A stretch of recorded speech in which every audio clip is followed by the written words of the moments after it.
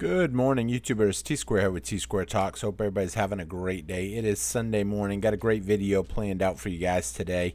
Today, I want to take a little time and talk about where I think silver is going and some of the potential traps that a lot of people are going to fall into. Not everybody is going to agree with all of these about what we're going to talk about today, whether that be the mining stocks, whether that be the cryptocurrencies, whether that be the vaulting companies. There's a lot of different things out there that distract people from the bigger case. So I kind of want to talk a little bit about that stuff today. For those of you guys that were wondering yesterday's video, I did end up testing all them ounces. They all tested great. It was 75 kangaroos. I was super happy with the purchase, even though it was a spilled box when I got it in. But that's all right. I'm not complaining about that because by the time they came in, I pretty much covered the premiums, so I was pretty psyched about that.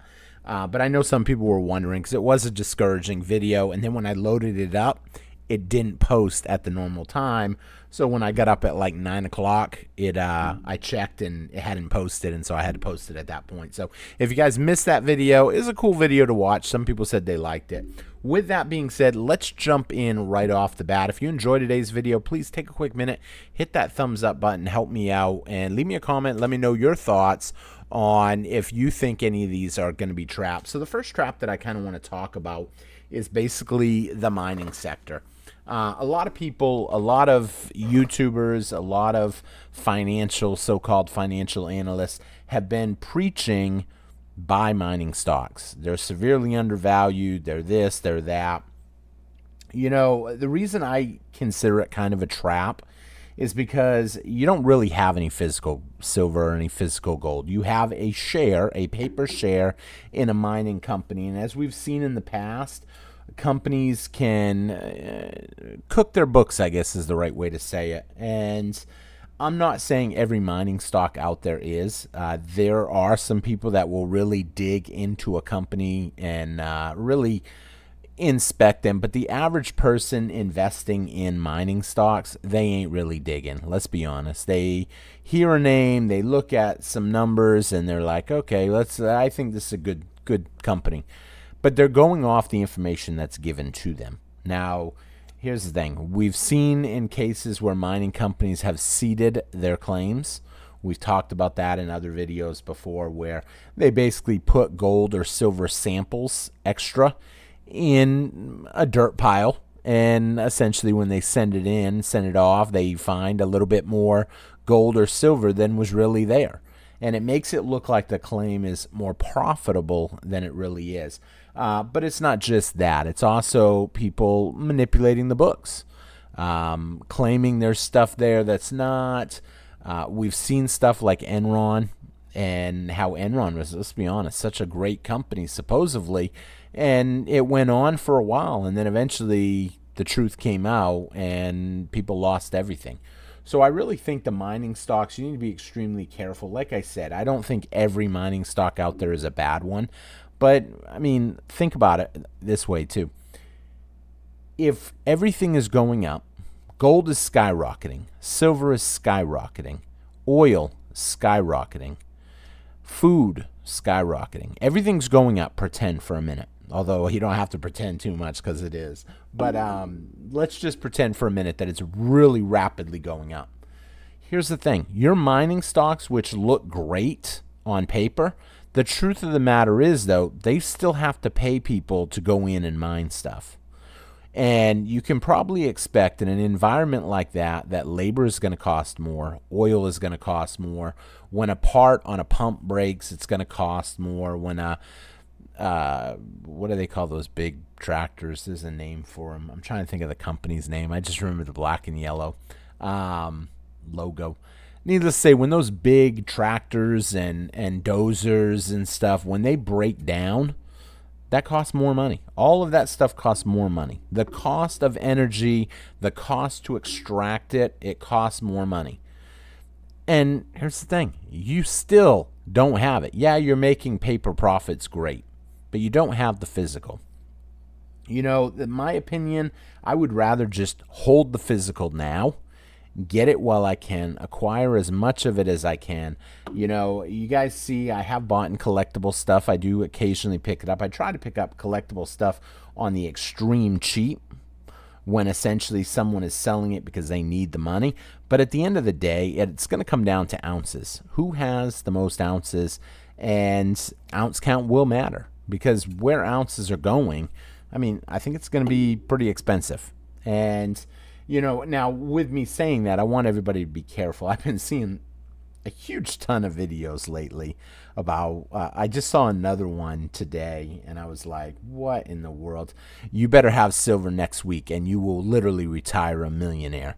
As little as 1 kilo could retire you. I generally don't think a kilo is going to retire somebody the rest of their life. We're talking 32.15 ounces. At the end of the day, yes, a kilo does give you more silver than the average person, but I wouldn't tie myself to something expectation like that.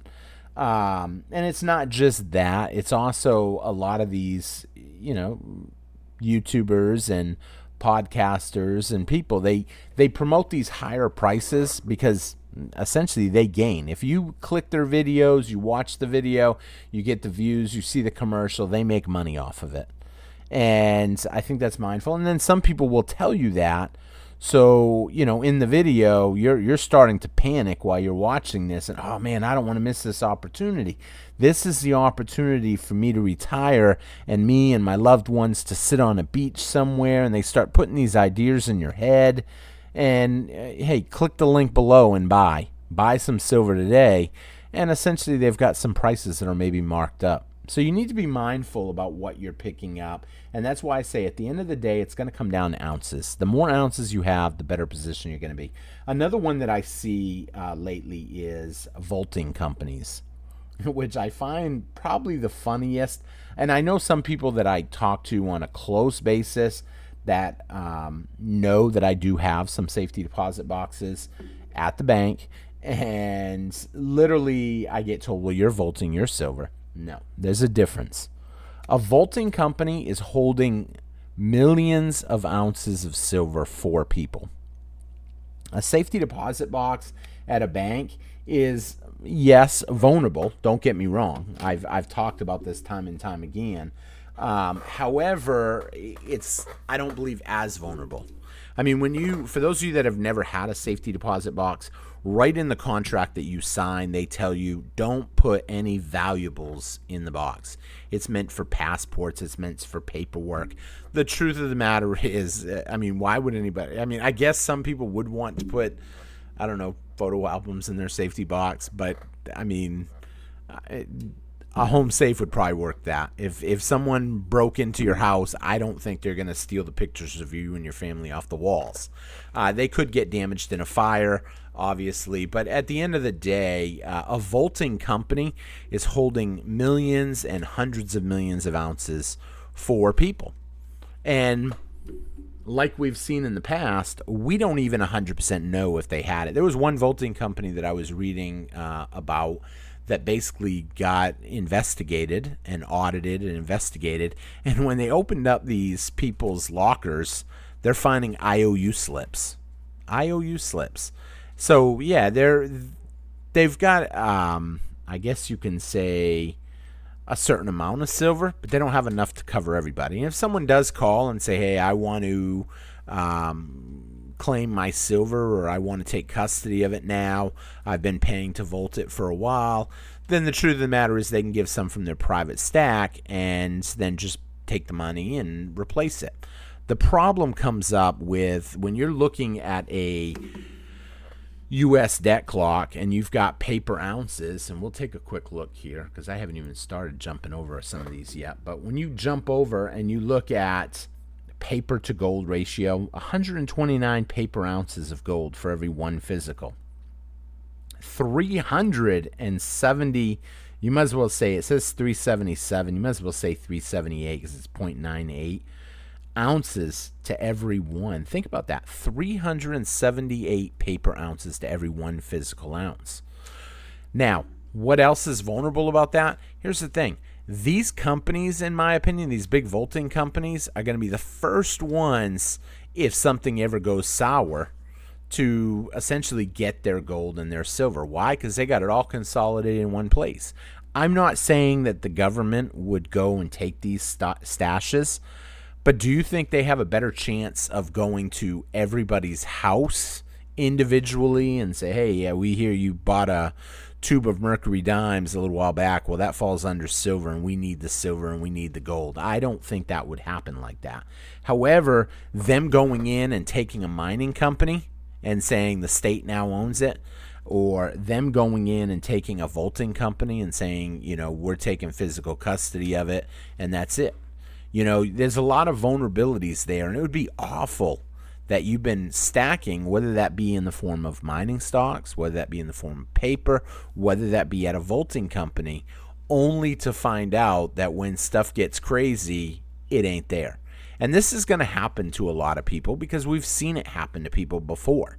Now, has it been the same way? Well, we've seen vaulting companies essentially didn't have the stuff. Well, that's, like I said, that's one of the major risks of that. Now, are there some reasons why some of these things might be good? Yes. If you're wanting to hedge essentially, and you got some extra fiat and you want to maybe buy some mining stocks and just kind of have them, and you want to be more exposed to paper, but you're buying physical, then, hey, have at it. That's cool. But on the flip side, you want to make sure you have a certain amount of physical, because if things do get crazy, who knows where that physical is going to end up, because there will be a lot of money chasing it. And, just like people that buy preferred stock versus common stock, the preferred people have essentially the inside track. They're going to be covered first if something happens. Common is like me and you. We're not probably realistically not going to get ours. If a company has 1 million ounces and they've got claims to 10 million, realistically, if you're like me, a nobody, then essentially you're probably not going to get yours. So I think people really need to consider it. And then, like I said, the fact that it can just be all taken all at once. And what worries me the most is the fact that it doesn't really create a squeeze if you're buying paper silver, if you're buying mining stocks, if you're buying and having it vaulted at JP Morgan. JP Morgan actually got in trouble not too long ago. I wish I could find the article real quick, where they were vaulting someone's gold inventory or silver inventory, and essentially they went and to take custody of it, and they didn't have it right then and there. And they said, it's no big deal, we'll have it for you in a couple weeks. And he ended up taking them to court and won, because he was paying for a service, a storage fee. He was paying for them to hold it right then and there. And when he wanted it, he couldn't get it right off. Now, there's going to be a lot of people when silver does what it's going to do, and I really believe wholeheartedly that we are going to see gold drastically climb, and then we're going to see silver just drastically shoot up. And I'm talking huge numbers that people really can't even fathom. Think about when silver was sitting at $5 and it shot all the way up to 50.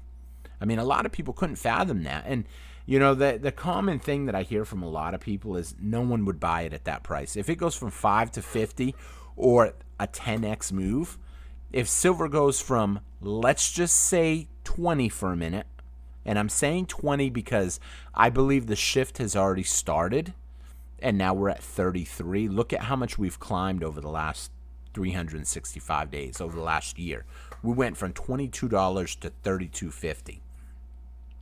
I would not be surprised to see $20 go up to $200.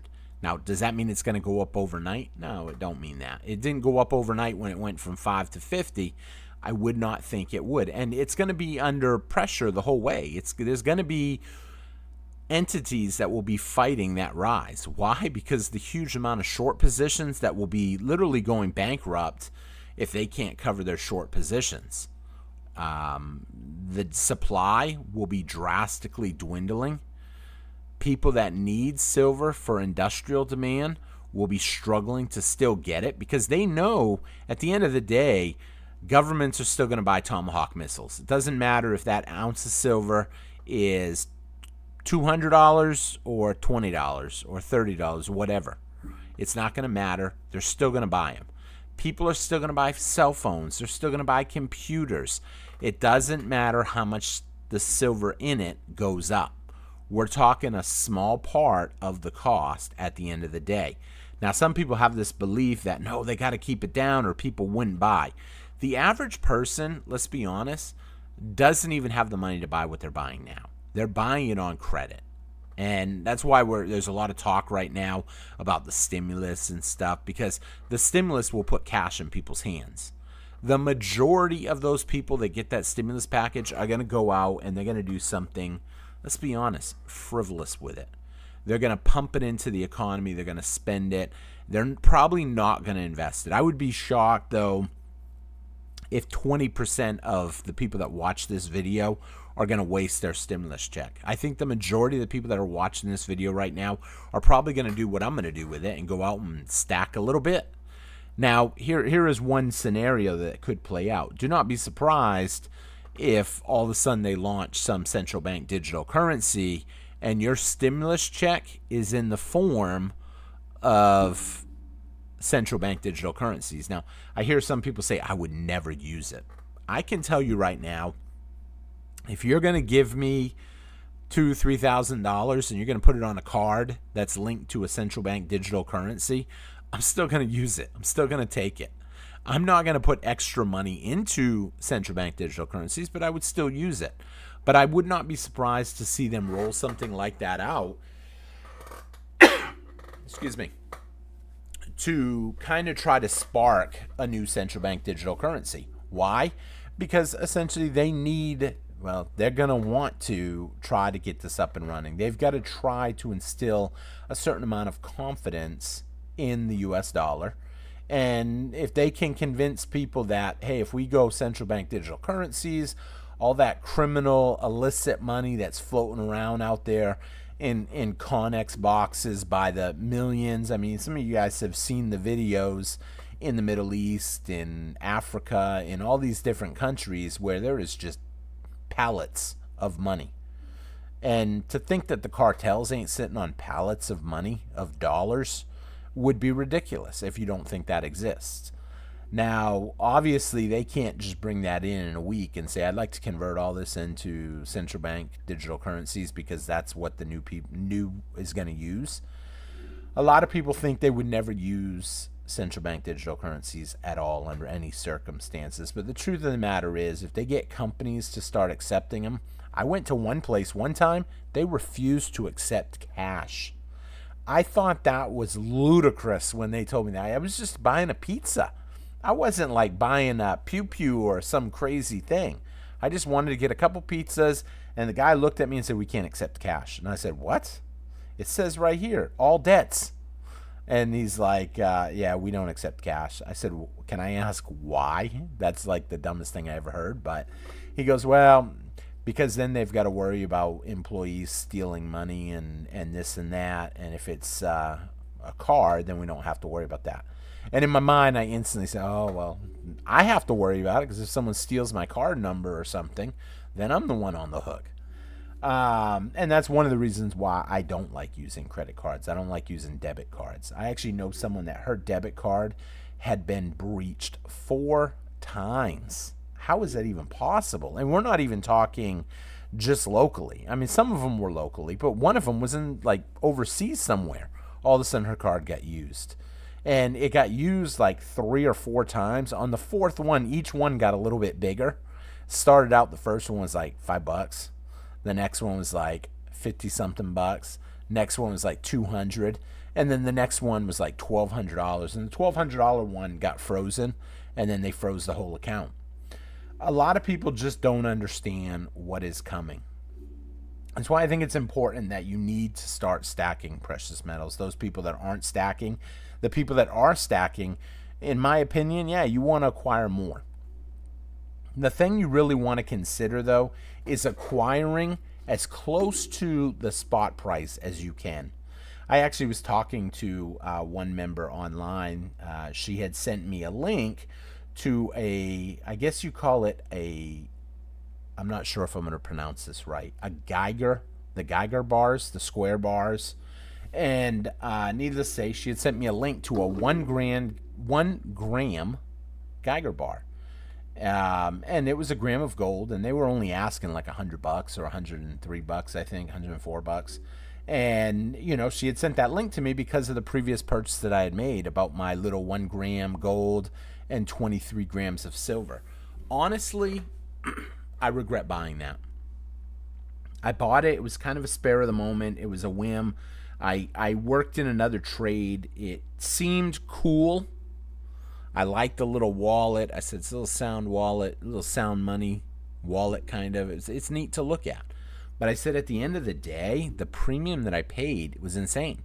And it really set in when I had a subscriber leave a comment, and I had read the comment. He's like, I'm really surprised you bought that. And then I really started thinking about it. I said, I'm surprised I bought that too, now that I think about it. I'm probably going to end up selling the 1 gram to someone for like $100. And then I'll end up selling off the wallet. Maybe I'll get lucky and get, $40-45 for the wallet. And I'll basically lose $30 in the transaction, which kind of stings a little, but I may end up just keeping it as a memory and not take the loss as don't do this again. It's cool to see, but at the end of the day, is it really worth it? You want to acquire as many ounces as you can, as close to spot price as you can. If you're newer to stacking, I will tell you, I would probably consider wanting to make a list. I talked to some people, they're like keeping logs and stuff. I actually wanted to go back, and I was talking to a couple subscribers about this the other day, if there would be any way to get a inventory and a full list of what I paid for my collection. And it was just insane trying to look back at 10 years of stacking. I gained access to my original precious metals account, the first one that I ever bought online from Provident Metals. I went on, reset my password, and sure enough, all my receipts were still in there.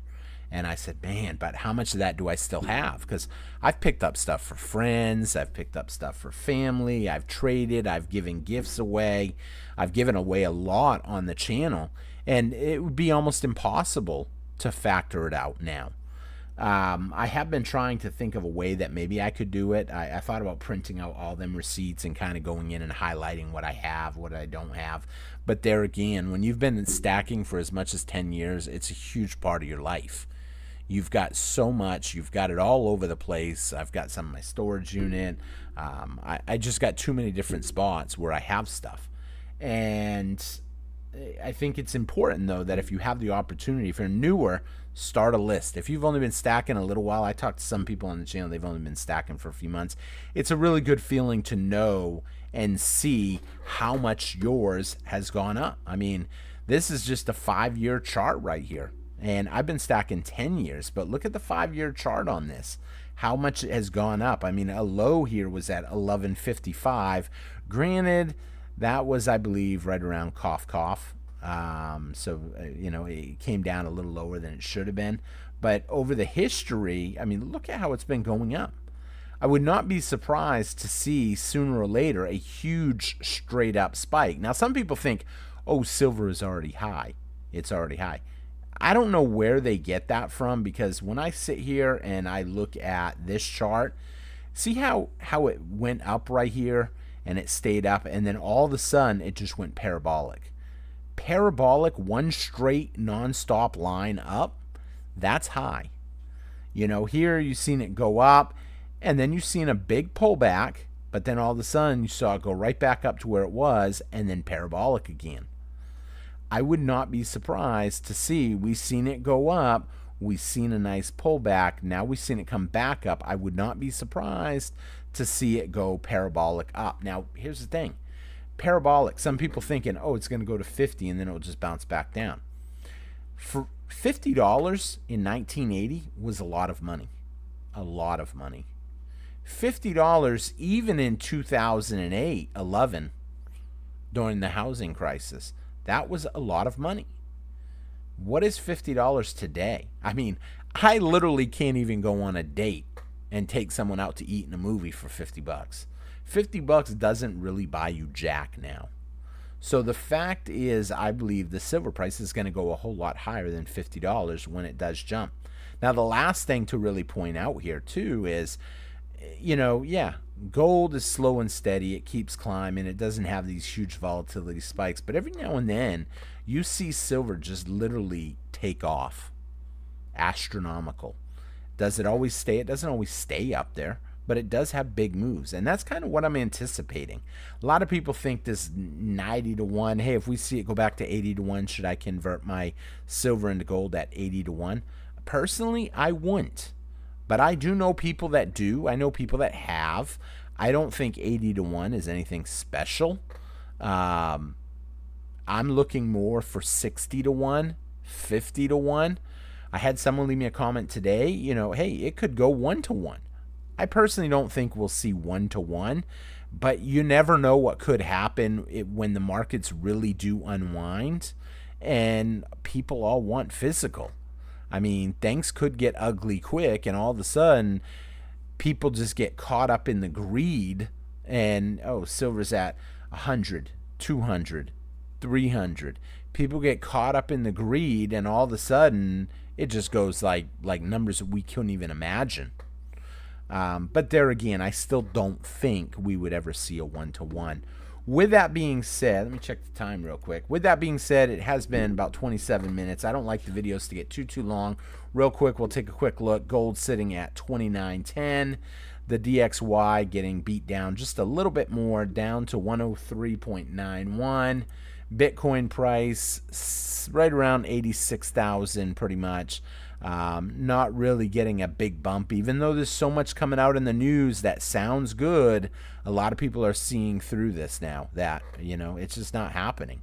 And, I don't think crypto necessarily was, I don't know. It just doesn't feel right. The whole thing about all the cryptocurrencies that are out there now, and a lot of the people that are invested in cryptocurrencies are people that used to be stackers of precious metals. They understand the money is being overprinted, it's being devalued, it's being watered down. We need something that has a finite amount, so let's buy digital gold. I don't need anything digital. I want the real thing. I don't want a digital pair of Nikes. I don't want a digital football card of Tom Brady. I want the real deal. I don't even like these digital video games. I was talking to my son not too long ago, and all his video games now, he buys a digital copy and it just puts it on your computer, or you just download it and boom. You sell your PlayStation or whatever and your games are gone. That's it. Maybe they're linked to the account. But at the end of the day, remember the old days when you buy a video game and you could take that video game, put it in a yard sale, and at least have something to show for it. You might only get $1 for it, but at least you got $1. So I think silver and gold are about ready to run, and I'm going to wrap the video up here. I thank everybody for watching. I hope you enjoyed the video. If you did, hit that thumbs up. Leave me a comment. Let me know what you think, and I will see you guys again on T-Square Talk. Take care, everybody, and have a great day.